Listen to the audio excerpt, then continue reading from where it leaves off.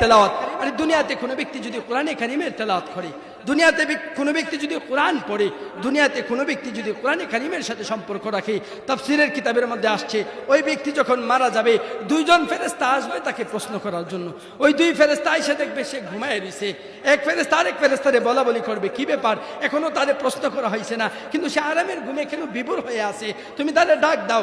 এক ফেরেশতা যাবে মাথা বরাবর তাকে ডাক দেওয়ার জন্য, যখন যাবে মাথা বরাবর ডাক দিবেন এমন সময় কোরআনে কারিম আসবে। কোরআনে কারিম আয়েশা বলবে, কেন তোমরা আসছো তারে, কেন তোমরা তাকে জাগ্রত করার জন্য চেষ্টা করতেছো? তখন ওই দুই ফেরেশতা বলতে থাকবে এখনো তারে প্রশ্ন করা হয়েছে না, কিন্তু সে আরামের ঘুমে ঘুমায় রয়েছে। তখন কোরআনে কারিম বলবে, কেন আসছো? তখন তারা বলবে, প্রশ্ন করার জন্য আসছি।